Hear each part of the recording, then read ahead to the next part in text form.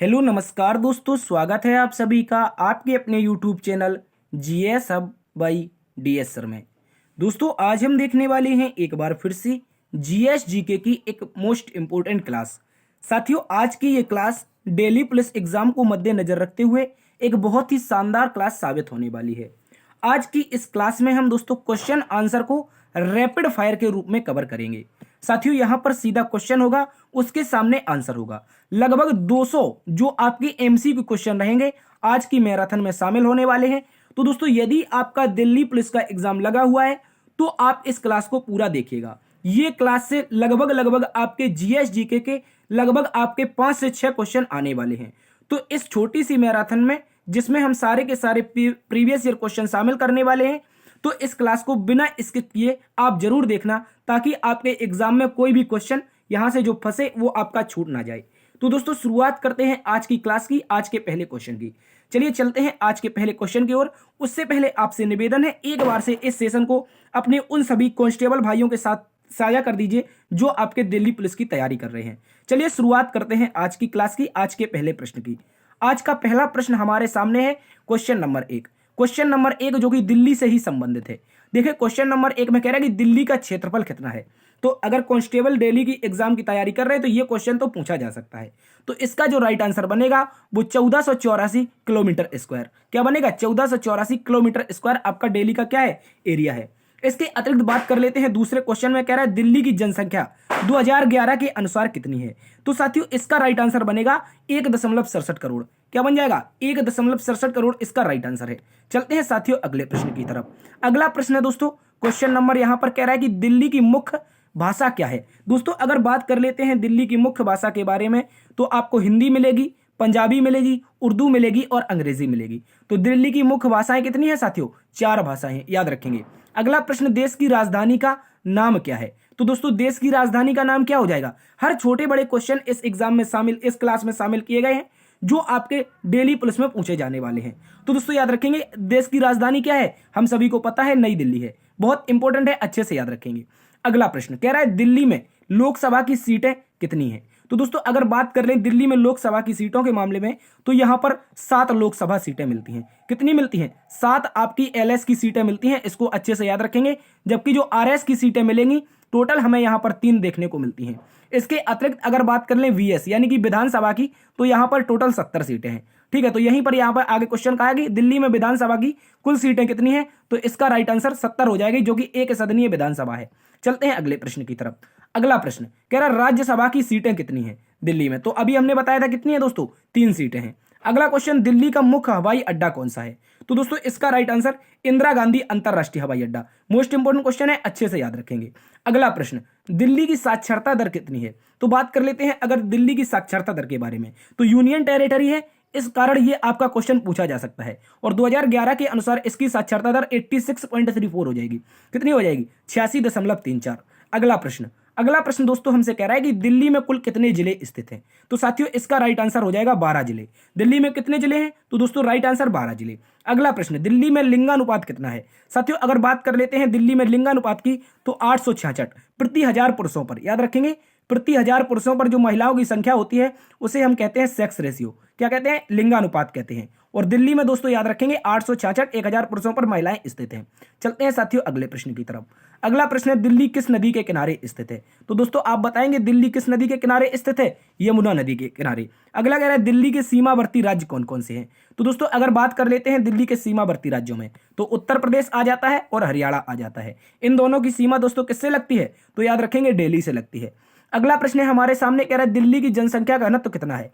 तो साथियों अगर बात कर रहे हैं दिल्ली की जनसंख्या घनत्व की तो दोस्तों पूरे भारत का अगर केंद्र शासित प्रदेश और प्रदेशों को मिला लें तो यहाँ का सर्वाधिक क्या है? जनसंख्या घनत्व है, जो कि आपका 11,289 व्यक्ति प्रति वर्ग किलोमीटर, यानी कि 1 स्क्वायर किलोमीटर में कितने व्यक्ति रहते हैं। तो दोस्तों याद रखेंगे औसतन 11,289। ठीक है, इसको याद रखेंगे। अगला प्रश्न, खटोली का युद्ध किस किस के बीच में हुआ था। तो दोस्तों याद रखेंगे राणा सांगा और इब्राहिम लोदी। राणा सांगा और इब्राहिम लोदी के मध्य खटोली का युद्ध होता है और इस युद्ध में दोस्तों राणा सांगा जीत जाता है। इसको भी आप लोग अच्छे से याद रखेंगे। चलते हैं अगले प्रश्न की तरफ। अगला प्रश्न है, यहां पर प्रश्न कह रहा है कि सुपर कंप्यूटर परम शिवाय सुपर कंप्यूटर परम शिवाय किस विद्यालय में स्थापित किया गया है? तो दोस्तों इसका राइट आंसर बनेगा उत्तर वाराणसी विश्वविद्यालय। क्या बनेगा? सुपर कंप्यूटर परम शिवाय का उद्घाटन किस विश्वविद्यालय में? उत्तर वाराणसी विश्वविद्यालय। इसको आप लोग अच्छे से याद रखेंगे, मोस्ट इंपोर्टेंट क्वेश्चन है जो आपके एग्जाम में पूछा गया था। अगला प्रश्न देख लेते हैं। अगला प्रश्न दोस्तों हमसे कह रहा है कि सिंधु नदी के जल किन राज्यों में सबसे ज्यादा फायदा होता है? कह रहा है सिंधु नदी के जल से किन राज्यों में सबसे ज्यादा फायदा होता है? तो दोस्तों जो सिंधु नदी होती है वो जम्मू कश्मीर और लद्दाख वाले एरिया से बहती है। तो दोस्तों याद रखेंगे जम्मू कश्मीर और पंजाब, और साथ में अब ऐड कर लेंगे लद्दाख को भी। किसको कर लेंगे? लद्दाख को भी ऐड कर लेंगे आप लोग, क्योंकि 2019 के बाद यहां पर लद्दाख को यूटी बना दिया गया है। ठीक है, इसको याद रखेंगे। तो अगला प्रश्न दोस्तों, भारतीय संविधान का पहला संशोधन किस वर्ष हुआ? तो दोस्तों इसका राइट आंसर हो जाएगा 1951, जो कि भूमि सुधार से संबंधित था। पहला संशोधन 1951 में हुआ था। इसको याद रखेंगे। अगला प्रश्न दोस्तों कह रहा है डायनामो का मुख्य कार्य क्या है? तो बात कर लेते हैं डायनामो की। तो दोस्तों इसका मुख्य कार्य होता है यांत्रिक ऊर्जा को विद्युत ऊर्जा में बदलना। देखिए डायनामो जो आपके जनरेटर में लगा होता है वो घूमता हुआ क्या करता है? वो यांत्रिक ऊर्जा पैदा करता है। उसके बाद वहां से क्या निकलता है? करंट, यानी कि विद्युत ऊर्जा निकलती है। अगला प्रश्न कह रहा है अगरतला किस राज्य की राजधानी है? तो इसका राइट आंसर दोस्तों क्या हो जाएगा? त्रिपुरा हो जाएगा। चलिए अगले प्रश्न की ओर। अगला प्रश्न है दोस्तों कह रहा है अगला प्रश्न कह रहा है दोस्तों वर्ल्ड एनजीओ डे कब मनाया जाता है? तो दोस्तों वर्ल्ड एनजीओ डे के बारे में बात करें तो 27 फरवरी को मनाया जाता है। अगला प्रश्न, एरोफ्लोट किस देश की विमान सेवा है? एरोफ्लोट दोस्तों याद रखेंगे रूस की विमान सेवा है। कहां की? रूस की विमान सेवा। चलिए अगले प्रश्न की ओर। अगला प्रश्न दोस्तों, प्रधानमंत्री किसान सम्मान निधि योजना की शुरुआत प्रधानमंत्री मोदी जी के द्वारा किस जगह से की गई? तो दोस्तों इसका राइट आंसर हो जाएगा गोरखपुर से। गोरखपुर से प्रधानमंत्री जी ने क्या किया था? पीएम किसान सम्मान निधि योजना की शुरुआत की थी। अगला प्रश्न, एमएस स्वामीनाथन कौन थे? तो दोस्तों इसका राइट आंसर हो जाएगा हरित क्रांति में अच्छा योगदान देने के लिए भारतीय हरित क्रांति का जनक कहा जाता है। किसको? तो दोस्तों आप लोग याद रखेंगे एमएस स्वामीनाथन को। ठीक है, एमएस स्वामीनाथन भारतीय हरित क्रांति के क्या थे? जनक थे। ठीक है, इसको याद रखेंगे। चलते हैं अगले प्रश्न की ओर। अगला प्रश्न दोस्तों कह रहा है कि आजादी के बाद गांधी जिनकी हत्या किस वर्ष हुई? आजादी के बाद गांधी जिनकी हत्या किस वर्ष हुई, यानी कि जो गांधी जी थे राष्ट्रपिता थे, इनकी हत्या कब हुई? तो दोस्तों याद रखेंगे 1948 में। साथियों 1948 में गांधी जी की क्या हो जाती है? 30 जनवरी को हत्या हो जाती है। ठीक है, और इन्हीं की याद में क्या मनाते हैं? 30 जनवरी को शहीद दिवस मनाते हैं। 30 जनवरी 1948 गांधी जी की हत्या नाथूराम गोडसे कर देता है। अगला प्रश्न दोस्तों कह रहा है वेग किस तरह की राशि है? तो दोस्तों याद रखेंगे जो वेग होता है ये एक सदिश राशि होती है। अगला प्रश्न कह रहा है दुनिया का कौन सा तत्व जो सबसे लेस सक्रिय रहता है? तो इसका राइट आंसर हो जाएगा सीसा। क्या हो जाएगा? दुनिया का सबसे लेस सक्रिय तत्व सीसा होता है। अगला प्रश्न दोस्तों कह रहा है कि यहां पर दांडी यात्रा की शुरुआत कब हुई? तो साथियों बात कर लेते हैं दांडी यात्रा के बारे में। 12 मार्च 1930 को दांडी यात्रा की शुरुआत हुई थी। अगला प्रश्न दोस्तों कह रहा है अष्टप्रधान किसके मंत्रिमंडल में रहते थे?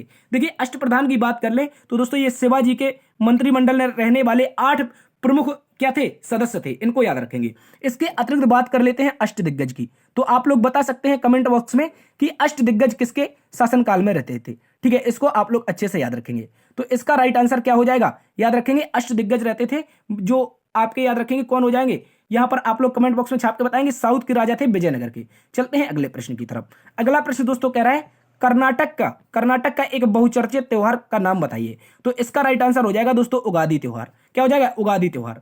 अगला प्रश्न दोस्तों टेब्रो मोनेस्ट्री कहां पे है? तो दोस्तों टेब्रो मोनेस्ट्री की बात करें ये हिमाचल प्रदेश में स्थित हो जाएगी। चलते हैं साथियों अगले प्रश्न की तरफ। अगला प्रश्न दोस्तों कह रहा है कि भारतीय संविधान में प्रेस स्वतंत्रता प्रावधान किस अनुच्छेद में है? तो दोस्तों आर्टिकल 19(1)(a) याद रखेंगे आर्टिकल 19(1) और इसके बाद क्लोज इसके अंदर ए आता है। तो इसके अंदर क्या मिलता है साथियों? प्रेस की स्वतंत्रता, यानी कि फ्रीडम क्या हो जाएगी? प्रेस। ठीक है, इसको याद रखेंगे। अगला प्रश्न दोस्तों कह रहा है कि मजहब नहीं सिखाता आप में बैर रखना है। मजहब नहीं सिखाता आप में बैर रखना है, इस पंक्ति को किसने कहा था? तो साथियों इसका राइट आंसर हो जाएगा इकबाल जी। ठीक है, मोहम्मद इकबाल जी के द्वारा कहा गया था कि मजहब नहीं सिखाता है कि आपस में लोग बैर रखें। ठीक है, अगला प्रश्न की ओर चलते हैं। अगला प्रश्न दोस्तों कह रहा है कि सांपों के देश का नाम जो देश प्रसिद्ध है, सांपों के देश के नाम से कौन सा देश प्रसिद्ध है? तो दोस्तों राइट आंसर हो जाएगा ब्राजील। क्या हो जाएगा? ब्राजील। अगला प्रश्न कह रहा है किस देश की राष्ट्रीय पशु कंगारू है? तो दोस्तों याद रखेंगे कंगारू ऑस्ट्रेलिया का राष्ट्रीय पशु है। कहां का? ऑस्ट्रेलिया का। अगला प्रश्न दोस्तों कह रहा है नागालैंड की राजधानी का नाम क्या है? तो इसका राइट आंसर दोस्तों क्या हो जाएगा? कोहिमा हो जाएगा। इसको भी आप लोग अच्छे से याद रखेंगे। अगला प्रश्न दोस्तों कह रहा है कारगिल विजय दिवस कब मनाया जाता है? उस दिन का नाम बताइए। तो दोस्तों 26 जुलाई 1999 को भारत ने क्या कर लिया था? कारगिल पर विजय हासिल कर ली थी, और उसी कारण 26 जुलाई को क्या मनाते हैं दोस्तों? कारगिल विजय दिवस। अगला प्रश्न दोस्तों भारत का कौन सा सबसे बड़ा प्राकृतिक बंदरगाह है? तो इसका राइट आंसर हो जाएगा मुंबई।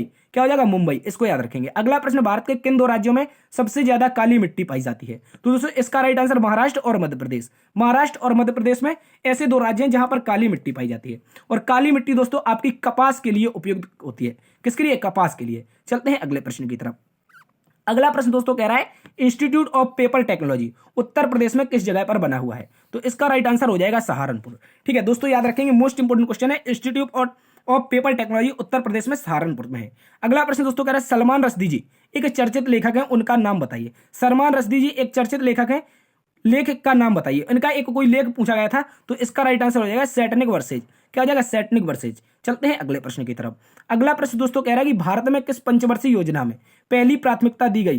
कह रहा है भारत की किस पंचवर्षीय योजना में के अंतर्गत सिंचाई और खेती को पहली प्राथमिकता दी गई थी? तो दोस्तों हमें सभी को पता है जो पहली पंचवर्षीय योजना थी ये किस पर आधारित थी? कृषि के विकास पर आधारित थी। तो इसका राइट आंसर हो जाएगा पहली पंचवर्षीय योजना, जहां पर कृषि को क्या दी गई थी? प्राथमिकता दी गई थी। चलते हैं अगले प्रश्न की ओर।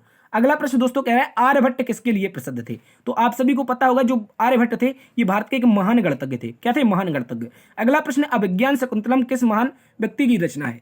तो दोस्तों इसका राइट आंसर हो जाएगा कालिदास। क्या हो जाएगा? कालिदास। अगला प्रश्न दोस्तों पूछा है जयसमंद झील किस राज्य में है? तो इसका राइट आंसर बन जाएगा दोस्तों राजस्थान। क्या बन जाएगा? राजस्थान। राजस्थान में जयसमंद झील है। अगला प्रश्न कह रहा है विनोबा भावे जी एक प्रसिद्ध कथन का नाम बताइए। तो विनोबा भावे जी ने जो एक प्रसिद्ध कथन दिया था उसका नाम था जय जगत। क्या नाम था? जय जगत। और अगला प्रश्न यहीं से एक याद रखना है भूदान आंदोलन के बारे में। साथियों भूदान आंदोलन किसने चलाया था? तो आचार्य विनोबा भावे ने। ठीक है, भूदान आंदोलन आचार्य विनोबा भावे ने चलाया था और भारत के प्रथम सत्याग्रह भी आचार्य विनोबा भावे थे। ठीक है, अगला प्रश्न, नमक के उत्पादन का सबसे बड़ा स्रोत? तो दोस्तों याद रखेंगे समुद्र का जो खारा पानी होता है ये नमक उत्पादन का सबसे बड़ा स्रोत होता है। ठीक है, अगला प्रश्न दोस्तों कह रहा है अब्रक का पूरी दुनिया में सबसे ज्यादा उत्पादन कौन सा देश करता है? तो इसका राइट आंसर हो जाएगा चीन। ठीक है, अब्रक का उत्पादन कौन करता है? चीन करता है। ठीक है, यहां पर कंफ्यूजन हो सकता है, अपना राइट आंसर भारत भी बन जाए। अगर ऑप्शन में चीन ना मिले तो भारत आपको इसका राइट आंसर बताना है। अगला प्रश्न दोस्तों, द्रव्यमान का एसआई मात्रक क्या होता है? तो दोस्तों द्रव्यमान का एसआई यूनिट हो जाएगा किलोग्राम। क्या हो जाएगी साथियों? द्रव्यमान की एसआई यूनिट किलोग्राम। अगला कह रहा है विनिपेग झील किस देश में है? तो विनिपेग जो सबसे बड़ी मंडी है दोस्तों ये गेहूं की मंडी भी है और विनिपेग झील आपकी कनाडा में स्थित हो जाएगी। इसको भी आप लोग अच्छे से याद रखेंगे। ठीक है दोस्तों, चलते हैं अगले प्रश्न की तरफ। अगला प्रश्न दोस्तों हमसे कह रहा है सुभाष चंद्र बोस ने कब फॉरवर्ड ब्लॉक नामक पार्टी बनाई थी? तो दोस्तों इन्होंने 1939 में कांग्रेस से अलग होकर के फॉरवर्ड ब्लॉक नामक पार्टी की स्थापना की थी। और दोस्तों इसको आप लोग अच्छे से याद रखेंगे। ठीक है, और 1938 में ये हरिपुरा अधिवेशन के अध्यक्ष भी रहे थे। कहाँ के? जो हरिपुरा अधिवेशन था इसके अध्यक्ष भी रहे थे। कौन? 1937 में। माफी चाहेंगे, यहाँ पर 1938 नहीं होगा, 1937 होगा। ठीक है, और उसके बाद यहां पर एक बार कंफ्यूजन है यार, 1938 या 37, आप लोग इसको कंफर्म करके बताएंगे। ठीक है, 1937 या 38 में हरिपुरा अधिवेशन के अध्यक्ष रहे थे और 1939 में त्रिपुरी अधिवेशन हो रहा था। तो हरिपुरा जो अधिवेशन था वो 1938 में हुआ था, जबकि 1939 में त्रिपुरी अधिवेशन में ये पुनः अध्यक्ष चुने गए। लेकिन गांधी जी के मना करने पर इन्होंने कांग्रेस से इस्तीफा दे दिया और क्या कर दी? फॉरवर्ड ब्लॉक नामक अपनी पार्टी बना ली। अगला प्रश्न दोस्तों, शिमला समझौता किस वर्ष हुआ? तो इसका राइट आंसर हो जाएगा 1972। 1972 में शिमला समझौता हुआ था, जब भारत और पाकिस्तान का जो युद्ध हुआ था 1971 में, जिसके तहत क्या बना था? बांग्लादेश बना था। उसके बाद शिमला समझौता हुआ था, जिसके तहत भारत और पाकिस्तान के द्वारा कहा गया था कि जो जम्मू कश्मीर का मसला है वो आपस में बैठकर दोनों देश सुलझाएंगे, इसके बीच में कोई अन्य देश नहीं आएगा। ठीक है, इसको याद रखेंगे। चलते हैं अगले प्रश्न की तरफ। अगला प्रश्न दोस्तों कह रहा है डिवाइन कॉमेडी किताब किसने लिखी है? तो दांते की एक प्रसिद्ध किताब है, इसको याद रखेंगे, डिवाइन कॉमेडी। ठीक है, इसको याद रखेंगे। अगला प्रश्न दोस्तों कह रहा है विश्व का तीसरा सबसे बड़ा महाद्वीप कौन सा है? तो दोस्तों इसका राइट आंसर हो जाएगा उत्तरी अमेरिका। ठीक है, विश्व का सबसे बड़ा महाद्वीप कौन सा हो जाएगा? तो दोस्तों इसका राइट आंसर हो जाएगा एशिया। उसके अतिरिक्त सेकंड पर कौन आ जाएगा? तो याद रखेंगे ये अफ्रीका आ जाएगा। कौन आ जाएगा? अफ्रीका सेकंड है और थर्ड पर आपका कौन सा? उत्तरी अमेरिका। अगला प्रश्न, कंप्यूटर का दिमाग किसे कहा जाता है? तो जो सीपीयू होता है इसको कंप्यूटर का क्या कहते हैं? ब्रेन कहते हैं। ठीक है, इसको याद रखेंगे। चलते हैं अगले प्रश्न की ओर। अगला प्रश्न दोस्तों कह रहा है कौन सी पहली न्यूज वेबसाइट है जो ऑनलाइन हुई थी? तो दोस्तों याद रखेंगे द हिंदू। जो द हिंदू पत्रिका पढ़ते हैं इसी ने अपनी पहली वेबसाइट बनाई थी जो ऑनलाइन आई थी। आगे कह रहा है भारत रत्न देने की शुरुआत किस वर्ष हुई थी? तो भारत के जो 4 प्रमुख पुरस्कार थे, जिनमें से आपका चौथा श्री था, इसके अतिरिक्त आपका भूषण था यानी कि पद्म भूषण था, इसके अतिरिक्त पद्म विभूषण था। क्या था? पद्म विभूषण। और इसके साथ साथ में सबसे बड़ा भारत रत्न था। कौन था? भारत रत्न। तो इसको याद रखेंगे, भारत रत्न, पद्म विभूषण, पद्म भूषण और पद्मश्री। 1954 में चारों पुरस्कारों की क्या होती है? स्थापना होती है। ठीक है, इसको याद रखेंगे। अगले प्रश्न की ओर चलते हैं। तो अगला प्रश्न देखने को मिलता है कि संस्कृत व्याकरण का जनक किसे कहा जाता है? तो पाणिनि को कहा जाता है। क्या किसे कहा जाता है? पाणिनि को। और पाणिनि की एक व्याकरण की पुस्तक है संस्कृत की, उसका नाम क्या है? तो दोस्तों याद रखेंगे अष्टाध्यायी। ठीक है, अष्टाध्यायी, इसको भी आप लोगों को अच्छे से याद रखना है। चलते हैं अगले प्रश्न की ओर। ठीक है, अष्टाध्यायी क्या है? इनकी संस्कृत की व्याकरण की पुस्तक है। ब्यू लोक नृत्य किस राज्य का है? तो अगला प्रश्न का राइट आंसर हो जाएगा असम। अगला प्रश्न कह रहा है कि भारतीय फिल्म का जनक किसे कहा जाता है? तो घुंडीराज गोविंद फाल्के, यानी कि जिसे हम दादा साहब फाल्के के नाम से जानते हैं, तो घुंडीराज गोविंद फाल्के इनका पूरा नाम है और यही भारतीय सिनेमा के जनक हैं। अगला प्रश्न दोस्तों हमसे कह रहा है हजरत बल मस्जिद किस जगह पर है? तो इसका राइट आंसर हो जाएगा श्रीनगर। हजरत बल मस्जिद श्रीनगर में है। और अगला प्रश्न कह रहा है क्षय रोग शरीर के कौन से भाग को प्रभावित करता है? यानी कि जो टीबी होता है, क्या होता है? टीबी होता है। तो टीबी हमारे फेफड़े पर असर करता है, इसको याद रखेंगे। चलते हैं साथियों अगले प्रश्न की ओर। अगला प्रश्न दोस्तों कह रहा है कि अंतरराष्ट्रीय मुद्रा कोष की स्थापना किस वर्ष हुई? तो इसका राइट आंसर बनेगा 1945। देखिए 1944 में एक सम्मेलन होता है, ब्रेटन वुड्स सम्मेलन। उसमें दो बैंकों की स्थापना होती है, जहां पर एक बनती है आपकी वर्ल्ड बैंक, उसके बाद एक बैंक बनती है आपकी आईएमएफ। ठीक है, जिसे इंटरनेशनल मॉनिटरी फंड कहते हैं, अंतरराष्ट्रीय मुद्रा कोष। तो 1944 के ब्रेटन वुड्स सम्मेलन के पश्चात अंतरराष्ट्रीय मुद्रा कोष और वर्ल्ड बैंक की स्थापना होती है। तो वर्ल्ड बैंक तो आपकी 1944 से ही कार्य शुरू कर देती है, जबकि 1945 से आईएमएफ कार्य शुरू करती है। अगला प्रश्न दोस्तों कह रहा है कोल इंडिया लिमिटेड मुख्यालय कहां पर स्थित है? तो इसका राइट आंसर बन जाएगा हमारा कोलकाता। इसको आप लोग अच्छे से याद रखेंगे। चलते हैं अगले प्रश्न की ओर। अगला प्रश्न कह रहा है लीबिया की दोस्तों मुद्रा कौन सी है? तो इसका राइट आंसर दीनार बनेगा। अगला कह रहा है दोस्तों पोर्सलिन टावर किस देश में स्थित है? तो पोर्सलिन टावर दुनिया का सबसे ऊंचा टावर माना जाता था, ये हो जाएगा आपका चाइना में। ठीक है, इसको याद रखेंगे। अगला प्रश्न दोस्तों हमसे कह रहा है कि राष्ट्रीय पंचायत किस देश की संसद का नाम है? तो राष्ट्रीय पंचायत जो हो जाएगी ये आपकी नेपाल की संसद हो जाएगी। अगला प्रश्न कह रहा है रोंगटन बोरिया ट्रॉफी किस खेल से संबंधित है? तो इसका राइट आंसर हो जाएगा क्रिकेट। रोंगटन बोरिया किससे संबंधित हो जाएगी? क्रिकेट से। चलते हैं अगले प्रश्न की ओर। अगला प्रश्न दोस्तों हमसे कह रहा है किस आंदोलन के बाद गांधी जी राजनीति में शामिल हुए? तो 1917 में गांधी जी का पहला भारत में आंदोलन हुआ था, चंपारण आंदोलन, जो कि एक किसान आंदोलन था। इसको याद रखेंगे, ये बिहार के चंपारण में हुआ था। अगला प्रश्न दोस्तों नौजवान सभा किसके द्वारा स्थापित की गई? तो सरदार भगत सिंह, याद रखेंगे, सरदार भगत सिंह के द्वारा नौजवान सभा की स्थापना हुई थी। इसको भी आप लोग अच्छे से याद रखेंगे। बात करते हैं दोस्तों अगले प्रश्न की। तो अगला प्रश्न हमसे कह रहा है फ्लाइंग सिख के नाम से कौन जाना जाता है? तो मिल्खा सिंह।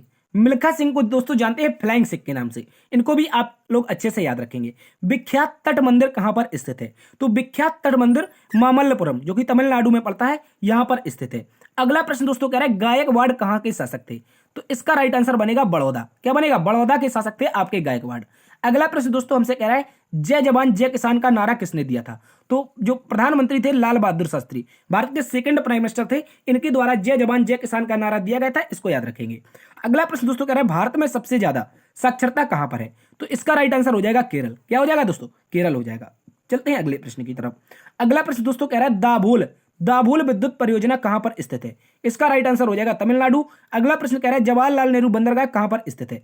तो इसका राइट आंसर बन जाएगा हमारा मुंबई। इसको आप लोग अच्छे से याद रखेंगे। अगला प्रश्न दोस्तों कह रहा है उच्च न्यायालय में कितने न्यायाधीश होते हैं? तो उच्च न्यायालय की बात कर लें तो यहां पर कितने न्यायाधीश मिलेंगे? 31 मिलेंगे। ठीक है, इसको आप लोग अच्छे से याद रखेंगे। अगला प्रश्न दोस्तों कह रहा है विश्व विरासत दिवस कब मनाया जाता है? तो इसका राइट आंसर बनेगा दोस्तों 18 अप्रैल। क्या बनेगा साथियों? 18 अप्रैल इसका राइट आंसर है। अगला प्रश्न दोस्तों कह रहा है वात्सल्य मेला कहां पर आयोजित होता है? तो अगर बात कर लेते हैं वात्सल्य मेला की, तो इसका राइट आंसर हो जाएगा हमारा प्यारा नई दिल्ली। क्या हो जाएगा दोस्तों? नई दिल्ली। अगला प्रश्न दोस्तों हमसे कह रहा है भारत की, कह रहा है एक मिनट, यहां पर कह रहा है भारत ने अंतरराष्ट्रीय सुनामी चेतावनी प्रणाली कब अपनाई? तो दोस्तों इसका राइट आंसर हो जाएगा 2006। भारत ने अंतरराष्ट्रीय सुनामी चेतावनी प्रणाली कब बनाई? तो दोस्तों याद रखेंगे, इसका राइट आंसर हो जाएगा 2006। अगला प्रश्न कह रहा है अमेरिका के किस राष्ट्रपति ने हिरोशिमा पे परमाणु गिराने का आदेश दिया था? तो दोस्तों याद रखेंगे जो परमाणु बम था इसको गिराने का आदेश किसने दिया था? Henry Truman. याद रखेंगे अमेरिका का राष्ट्रपति था हेनरी ट्रूमैन, इसके द्वारा परमाणु बम गिराने के आदेश दिए गए थे। अगला प्रश्न किस राज्य ने हाल ही में रोजगार संघवी ऐप शुरू किया है? तो उस समय का करंट अफेयर था, अब नहीं पूछा जाएगा। चलते हैं अगले प्रश्न की तरफ। अगला प्रश्न दोस्तों पूछ रहा है अयप्पा मंदिर कहां पर स्थित है? इसका राइट आंसर हो जाएगा दोस्तों केरल। अगला दोस्तों प्रश्न पूछा है बंदरगाह वाला नगर किसे कहा जाता है? तो मंगलौर। याद रखेंगे कर्नाटक में स्थित न्यू मंगलौर तट जो कि बंदरगाह वाला नगर कहलाता है। अगला प्रश्न दोस्तों कह रहा है कि किस बैंक ने लोन इन सेकंड सेवा शुरू की है? तो इसका राइट आंसर हो जाएगा यस बैंक। ठीक है, इसको याद रखेंगे। चलते हैं अगले प्रश्न की तरफ। अगला प्रश्न दोस्तों कह रहा है कि मनुष्य की आंख का वजन क्या होता है? तो इसका राइट आंसर बनेगा दोस्तों लगभग 7.5 ग्राम। जो मनुष्य की आंख होती है इसका जो वजन होगा 7.5 ग्राम। अगला प्रश्न दोस्तों कह रहा है लक्षद्वीप की राजधानी कहां पर है? दोस्तों इसकी राजधानी बनेगी कवारत्ती। क्या बनेगी? कवारत्ती। चलते हैं अगले प्रश्न की ओर। अगला प्रश्न दोस्तों हमसे कह रहा है सिक्किम की राजधानी का नाम क्या है? तो सिक्किम की राजधानी गंगटोक हो जाएगी। अगला प्रश्न दोस्तों कह रहा है बाबर की आत्मकथा का नाम क्या है? तो बाबर की जो आत्मकथा है ये बाबरनामा है और ये तुर्की भाषा में लिखी हुई है, इसको याद रखेंगे। अगला प्रश्न दोस्तों हमसे कह रहा है डायमंड हार्बर के नाम से कौन जाना जाता है? तो डायमंड हार्बर के नाम से दोस्तों हमारा शहर है कोलकाता। ठीक है। अगला प्रश्न दोस्तों कह रहा है कालीबंगा कहां पर स्थित है? तो कालीबंगा एक हड़प्पा संबंधित नगर है जो कि राजस्थान में स्थित होता है। ठीक है, इसको याद रखेंगे। अगला प्रश्न दोस्तों देख लेते हैं। अगला प्रश्न कह रहा है सबसे सुप्रसिद्ध रचना गुनाहों का देवता किसकी है? तो याद रखेंगे धर्मवीर भारती के द्वारा लिखी गई रचना है जिसका नाम है साथियों गुनाहों का देवता। बहुत इंपॉर्टेंट है, अच्छे से याद रखेंगे। अगला प्रश्न दोस्तों कह रहा है कोयट्टम की दादी के नाम से कैसे जाना जाता है? तो कोयट्टम की जो दादी हो जाएंगी ये मलयाला को, ठीक है, कौन हो जाएंगे? मलयाला को कोयट्टम की दादी हो जाएंगी। अगला प्रश्न कह रहा है दोस्तों मानव शरीर में हृदय का काम क्या होता है? तो दोस्तों याद रखेंगे रुधिर को पंप करना। जो अपना खून होता है, जो अपना क्या होता है, आरबीसी कह सकते हैं, जो हमारा खून होता है उसको फिल्टर करने का कार्य करता है क्या? मनुष्य का हृदय। इसको आप लोग अच्छे से याद रखेंगे। चलिए बात करते हैं दोस्तों अगले प्रश्न की। तो अगला प्रश्न यहां पर हमसे कह रहा है कि मेघों का घर किसे कहा जाता है? तो मेघों का घर कौन सा हो जाएगा राज्य? भारत का मेघालय राज्य, क्योंकि मेघालय में सर्वाधिक वर्षा होती है और यहीं पर बादल जो होते हैं वो सर्वाधिक रहते हैं, इस कारण इसको मेघालय नाम दिया गया था। अगला प्रश्न दोस्तों कह रहा है जीजाबाई कौन थी? तो जो महाराज शिवाजी थे, छत्रपति शिवाजी महाराज, इनकी जो माता जी थी इनका नाम था जीजाबाई। चलिए अगले प्रश्न की ओर चलते हैं। तो अगला प्रश्न दोस्तों हमसे कह रहा है नगर के नाम से कौन सा शहर जाना जाता है? नगर के नाम से क्या कह रहा है दोस्तों? नगर के नाम से कौन सा शहर जाना जाता है? तो इसका राइट आंसर हो जाएगा बंगलुरु। ठीक है। कह रहा है हड़प्पा की खोज किस वर्ष हुई थी? तो साथी हड़प्पा की खोज 1921 में, याद रखेंगे, दयाराम साहनी ने की थी। किसने की थी? दयाराम साहनी। बहुत इंपॉर्टेंट क्वेश्चन है, आप लोग अच्छे से याद रखेंगे। जो दयाराम साहनी थे इनके द्वारा किसकी खोज की गई थी? हड़प्पा सभ्यता की, या हड़प्पा नगर की खोज की गई थी। अगला प्रश्न दोस्तों कह रहा है भारत का स्विट्जरलैंड किसे कहते हैं? तो जम्मू कश्मीर को कहते हैं। क्या कहते हैं? जम्मू कश्मीर को भारत का स्विट्जरलैंड कहते हैं। अगला प्रश्न दोस्तों कह रहा है बूढ़ी गंगा या वृद्ध गंगा के नाम से किस नदी को जाना जाता है? तो इसका राइट आंसर हो जाएगा गोदावरी, और दक्षिण भारत की यह सबसे लंबी नदी है। अगला प्रश्न दोस्तों कह रहा है चेचक किस कारण होता है अपने शरीर में? तो चेचक के होने का जो कारण है ये वेरियोला वायरस होता है। कौन सा? Variola virus. इसको याद रखेंगे। अगला प्रश्न दोस्तों कह रहा है काजीरंगा नेशनल पार्क कहां पर स्थित है? तो इसका राइट आंसर बनेगा साथियों असम। ठीक है, इसको याद रखेंगे। अगला प्रश्न यहां पर देखने को मिल रहा है टाइगर मैन ऑफ इंडिया किसे कहा जाता है? तो साथियों अगर बात कर लेते हैं टाइगर मैन ऑफ इंडिया की, तो इसका राइट आंसर बनेगा कैलाश सांखला। कौन हो जाएंगे? कैलाश सांखला। और आप लोग कमेंट बॉक्स में छाप के बताइए किस राज्य में सर्वाधिक टाइगर है। अगला प्रश्न देखिए अष्टाध्यायी की रचना किसने की है? तो अभी इसको डिस्कस किया था, पाणिनि की एक प्रसिद्ध पुस्तक है अष्टाध्यायी। चलिए अगले प्रश्न की ओर। अगला प्रश्न दोस्तों कह रहा है महलों का शहर किसे कहा जाता है? तो जो महलों का शहर है वो कोलकाता जाना जाता है। क्या जाना जाता है? महलों का शहर के नाम से कोलकाता जाना जाता है। अगला प्रश्न दोस्तों कह रहा है भारत में सबसे ज्यादा कहां पर जंगल पाए जाते हैं? तो मध्य प्रदेश में भारत में सर्वाधिक वन पाए जाते हैं। इसको आप लोग अच्छे से याद रखेंगे। चलते हैं अगले प्रश्न की ओर। अगला प्रश्न दोस्तों कह रहा है उत्तर प्रदेश का विभाजन कब हुआ था? तो इसका राइट आंसर बनेगा 9 नवंबर 2000। 9 नवंबर 2000 को उत्तराखंड उत्तर प्रदेश से अलग हुआ था। इसको याद रखेंगे। चलिए अगले प्रश्न की ओर चलते हैं। तो अगला प्रश्न यहां पर कह रहा है सांसी जनजाति कहां पर पाई जाती है? तो सांसी जनजाति की बात कर ले तो ये दोस्तों आपकी राजस्थान में पाई जाती है। कहां पर? राजस्थान में। अगला प्रश्न दोस्तों कह रहा है प्रयाग संगीत सम्मेलन कहां पर स्थित है? तो प्रयाग का नाम ही प्रयाग, अब इलाहाबाद का नाम बदल चुका है, प्रयागराज हो चुका है। तो इस कारण प्रयाग संगीत कहां पर हो जाएगा? प्रयागराज में। चलिए अगले प्रश्न की ओर चलते हैं। तो अगला प्रश्न दोस्तों हमसे कह रहा है कि बाबर को कहां पर दफनाया गया था? तो दोस्तों देखिए बात कर लेते हैं बाबर के बारे में। तो इसकी जो समाधि है, जो इसका जो दरगाह है वो काबुल में स्थित है, लेकिन इसको पहली बार जो दफनाया गया था, याद रखेंगे, जब पहली बार दफनाया गया था तो आगरा में दफनाया गया था। कहां पर दोस्तों? याद रखेंगे आगरा में। इसको भी आप लोग अच्छे से याद रखेंगे, मोस्ट इंपोर्टेंट क्वेश्चन है। चलिए अगला प्रश्न दोस्तों हमसे क्या कह रहा है? अगला प्रश्न यहां पर कह रहा है कि अशोक चक्र पाने वाली पहली महिला कौन थी? तो नीरजा भनोट। याद रखेंगे एक मूवी भी बनी है इनके ऊपर, नीरजा भनोट, जिनको क्या दिया गया था? अशोक चक्र दिया गया था। इसको आप लोग अच्छे से याद रखेंगे। चलिए चलते हैं दोस्तों अगले प्रश्न की ओर। तो यहां पर अगर बात कर लेते हैं अगले प्रश्न की, कह रहा है सेल्यूकस निकेटर को किसने पराजित किया था? यह भी एक एमसीक्यू क्वेश्चन है, इसको याद रखेंगे। तो 305 ईसा पूर्व में, 305 ईसा पूर्व में चंद्रगुप्त मौर्य और सेल्यूकस निकेटर के बीच एक युद्ध होता है। उस युद्ध में चंद्रगुप्त मौर्य जीत जाता है। इस कारण सेल्यूकस निकेटर अपनी पुत्री हेलेना का विवाह किससे कर देता है? तो संधि के रूप में चंद्रगुप्त मौर्य से कर देता है। चलिए बात कर लेते हैं अगले प्रश्न की। तो कह रहा है बाल संग्रहालय कहां पर स्थित है? तो इसका राइट आंसर बनेगा लखनऊ। ठीक है, इसको आप लोग अच्छे से याद रखेंगे। यहां पर अगला प्रश्न हमसे कह रहा है जायसी स्मारक कहां पर स्थित है? तो इसका राइट आंसर हो जाएगा क्या? अमेठी। अमेठी में मलिक मोहम्मद जायसी स्मारक स्थित है। अगला प्रश्न कह रहा है भारत की बुलबुल किसे कहा जाता है? यानी कि भारत की कोकिला। तो भारत की कोकिला कौन हो जाएंगी? श्रीमती सरोजिनी नायडू। ठीक है, याद रखेंगे, मोस्ट इंपोर्टेंट क्वेश्चन है, एग्जाम में पूछा गया था। अगला प्रश्न दोस्तों हमसे कह रहा है टोनिका सिटी। टोनिका सिटी कहां पर स्थित है? तो इसका राइट आंसर बनेगा गाजियाबाद। यहां पर अगला प्रश्न देखने को मिलता है कि तबला का आविष्कार किसने किया? तो साथियों इसका राइट आंसर बन जाएगा अमीर खुसरो। क्या बन जाएगा? अमीर खुसरो। मोस्ट इंपोर्टेंट क्वेश्चन है, इसको याद रखेंगे। चलिए बात करते हैं यहां पर अगले प्रश्न की। तो शांति वन किसकी समाधि स्थल है? तो जो शांति वन है वो दोस्तों आपका हो जाएगा किसका? पंडित जवाहरलाल नेहरू का। ठीक है, इसको आप लोग अच्छे से याद रखेंगे। शांति वन पंडित जवाहरलाल नेहरू। चलते हैं अगले प्रश्न की ओर। यहां पर अगला प्रश्न हमसे कह रहा है एम्पायर सिटी किसे कहा जाता है? तो एम्पायर सिटी आपकी न्यूयॉर्क को नाम जाना जाता है, इसको याद रखेंगे। अगला प्रश्न दोस्तों उत्तर प्रदेश में फिल्म सिटी कहां पर है? तो इसका राइट आंसर हो जाएगा नोएडा। ठीक है, इसको आप लोग अच्छे से याद रखेंगे। प्रश्न कह रहा है कि एक स्वस्थ मानव का सामान्य तापमान कितना होता है? तो दोस्तों अगर बात कर लें सेल्सियस में, तो सेल्सियस में बात करेंगे तो 37 डिग्री। कितना हो जाएगा? 37 डिग्री। जबकि फॉरेनहाइट में बात करेंगे तो 98.4 क्या हो जाएगा? 98.4 फॉरेनहाइट हो जाएगा, इसको याद रखेंगे। चलते हैं अगले प्रश्न की ओर। यहां पर अगला प्रश्न हमसे देखने को मिला है, कह रहा है बुद्ध महोत्सव कहां पर मनाया जाता है? तो बुद्ध महोत्सव की बात कर लें तो सारनाथ। सारनाथ जो कि उत्तर प्रदेश में वाराणसी के समीप में स्थित एक शहर है, यहीं पर बुद्ध महोत्सव मनाया जाता है, इसको याद रखेंगे। चलिए बात करते हैं अगले प्रश्न की। तो कह रहा है अजात शत्रु के नाम से कौन जाना जाता है? तो इसका राइट आंसर बनेगा दोस्तों डॉक्टर राजेंद्र प्रसाद। ठीक है, इसको याद रखेंगे। अगला प्रश्न कह रहा है हरिसेन किसके दरबारी थे? तो दोस्तों इसका राइट आंसर बनेगा समुद्रगुप्त। क्या बन जाएगा? समुद्रगुप्त के दरबारी थे हरिसेन, और इनके द्वारा लिखी गई थी प्रयाग प्रशस्ति। क्या लिखी गई थी?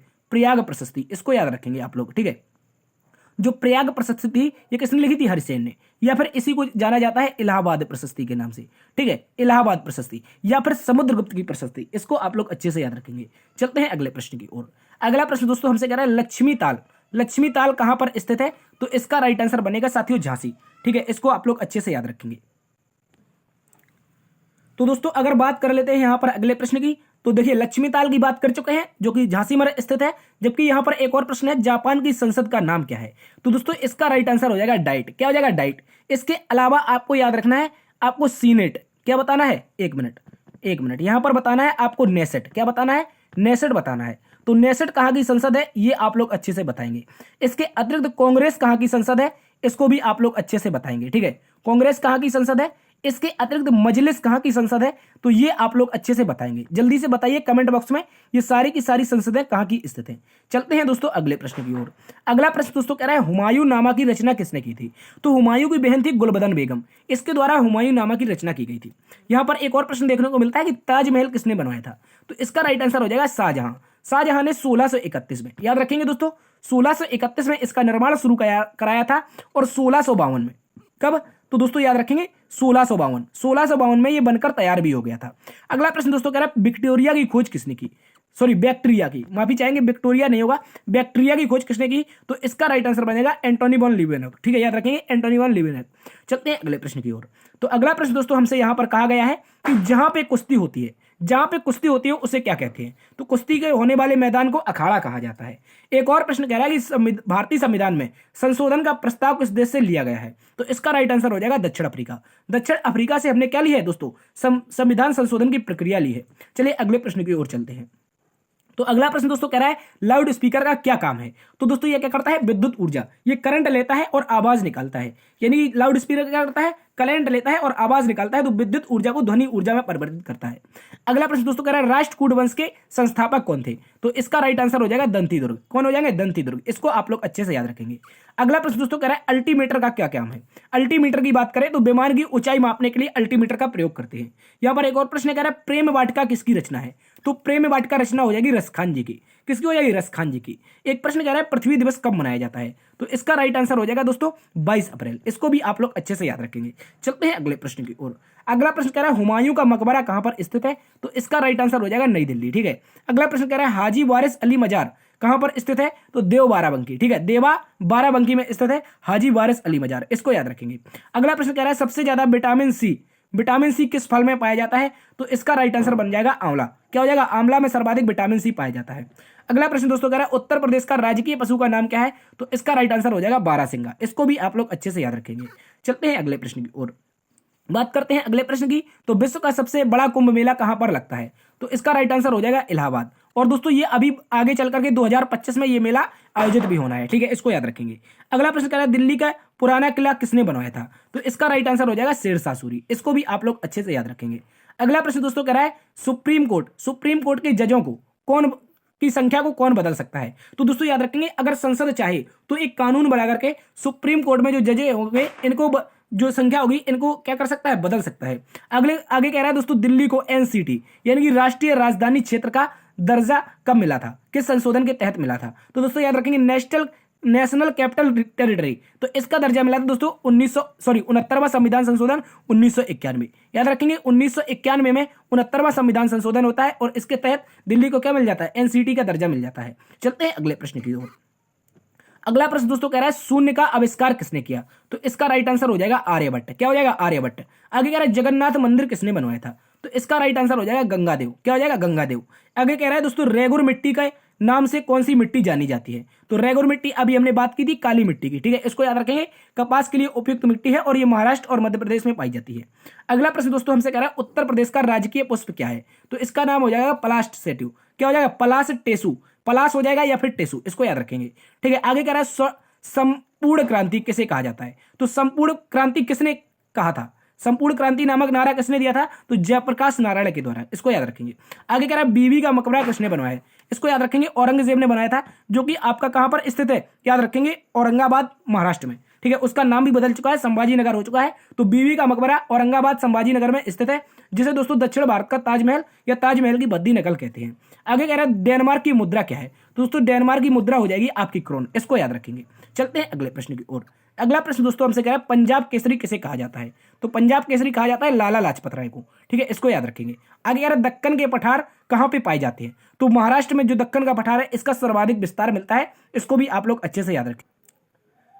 चलते हैं साथियों अगले प्रश्न की ओर। यहां पर एक और प्रश्न देखने को मिला है, कह रहा है सर्वाधिक विधानसभा सीट यूपी के किस जिले में है? तो इसका राइट आंसर हो जाएगा इलाहाबाद। और यहां पर आप लोग कमेंट बॉक्स में छाप के बता सकते हैं कितनी विधानसभा सीटें हैं, ठीक है। आगे कह रहा है भारत हैवी इलेक्ट्रॉनिक लिमिटेड यानी कि भेल का मुख्यालय कहां पर स्थित है? तो इसका राइट आंसर हो जाएगा नई दिल्ली या फिर दिल्ली, ठीक है, इसको आप लोग अच्छे से याद रखेंगे।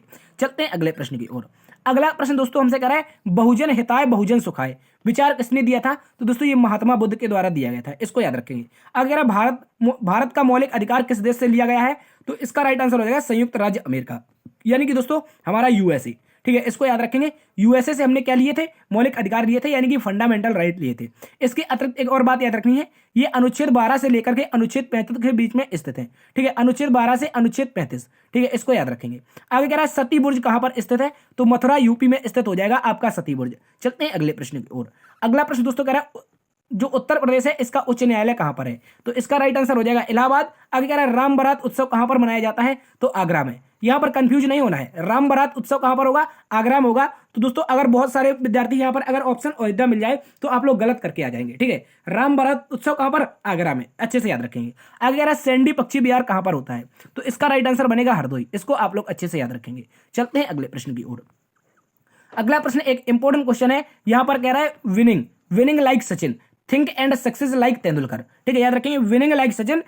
और आगे कह रहा है think and success like Tendulkar किताब किसने लिखी है? तो इसका राइट आंसर होगा देवेंद्र प्रभु देसाई। क्या हो जाएगा? देवेंद्र प्रभु देसाई के द्वारा यह पुस्तक लिखी गई है। चलिए बात करते हैं आगे के प्रश्न की। तो आगे का प्रश्न दोस्तों हमसे कह रहा है नेशनल पैराशूटिंग ट्रेनिंग कॉलेज कहां पर स्थित है? इसका राइट आंसर हो जाएगा आगरा, ठीक है, इसको याद रखेंगे। कलिंग अवार्ड किसे दिया जाता है? तो विज्ञान के क्षेत्र में, ठीक है, याद रखेंगे विज्ञान के क्षेत्र में कलिंग अवार्ड दिया जाता है, इसको याद रखेंगे।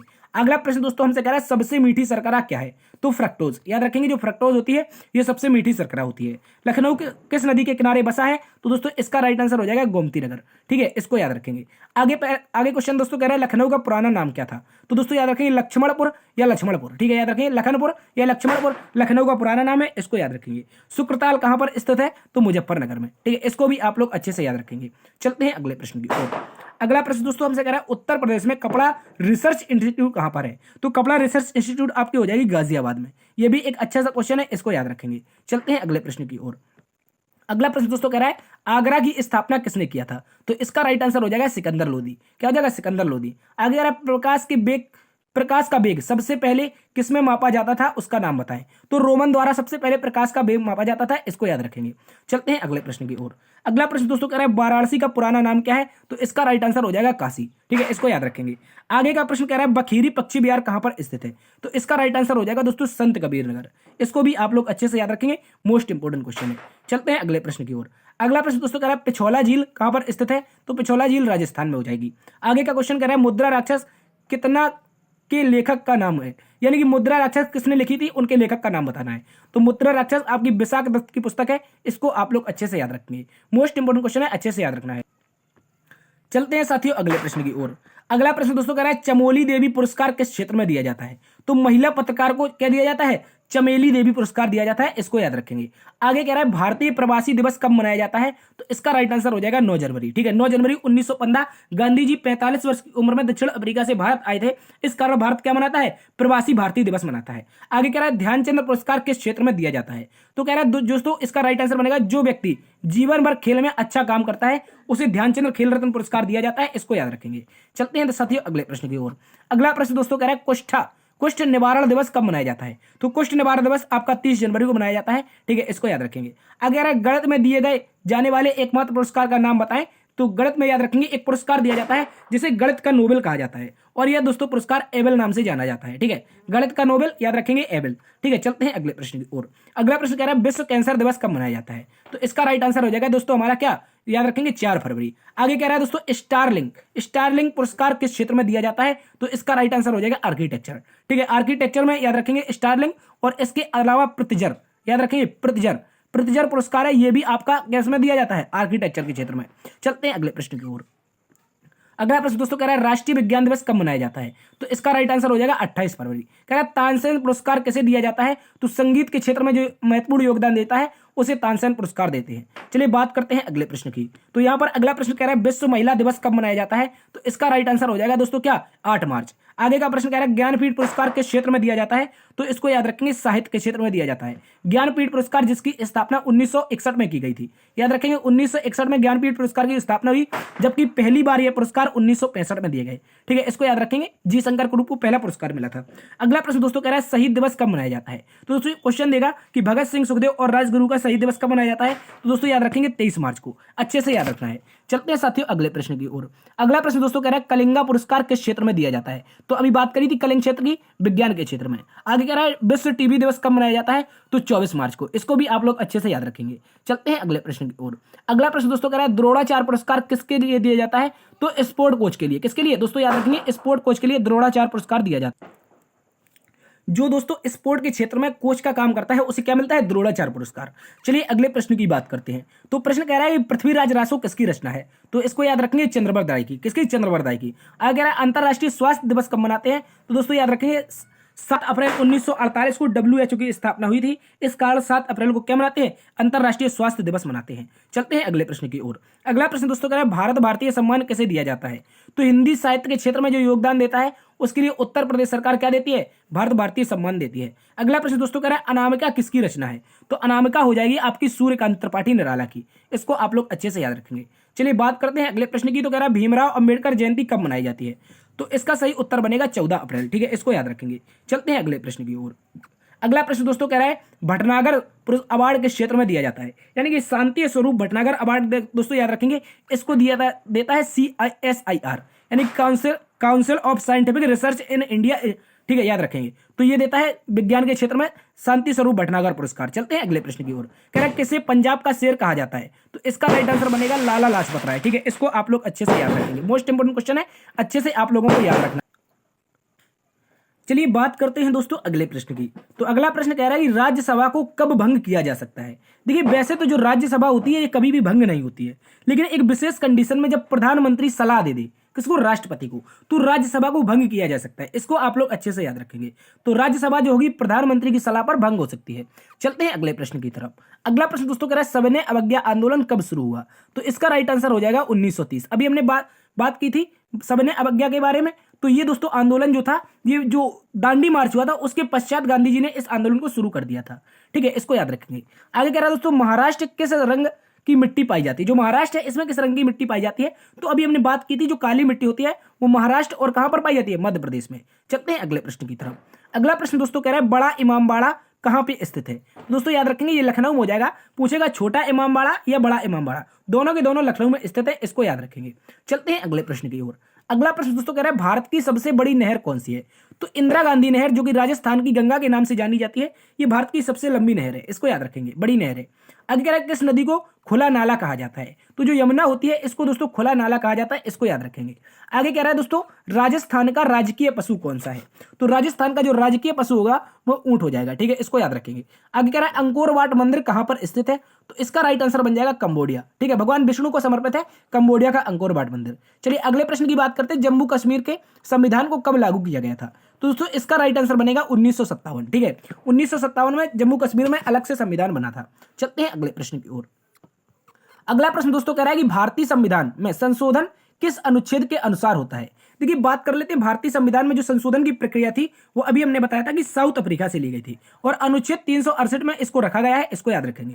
और बात कर लेते हैं भाग कौन सा है, तो याद रखेंगे दोस्तों भाग इसका 20 हो जाएगा, ठीक है, इसको याद रखेंगे। अगला प्रश्न कह रहा है ड्रेन का सिद्धांत किसने दिया था, यानी कि ड्रेन ऑफ थ्योरी किसने दी थी, तो दोस्तों याद रखेंगे दादा भाई नौरोजी, दादा भाई नौरोजी इसका राइट आंसर हो जाएगा। अगला क्वेश्चन दोस्तों कह रहा है किस बैंक को बैंकों का बैंक कहा जाता है, तो दोस्तों जो रिजर्व बैंक होता है, याद रखेंगे जो आरबीआई होता है इसको दोस्तों बैंकों का बैंक कहते हैं। और इसकी स्थापना दोस्तों 1934 में हिल्टन यंग कमेटी की सिफारिश पर 1935 में 1 अप्रैल को की गई थी, ठीक है, 1934 में एक कमेटी बनी थी जिसका नाम था हिल्टन यंग कमेटी। और दोस्तों इसी समय क्या हुई थी, आरबीआई की स्थापना 1935 में 1 अप्रैल को की गई थी।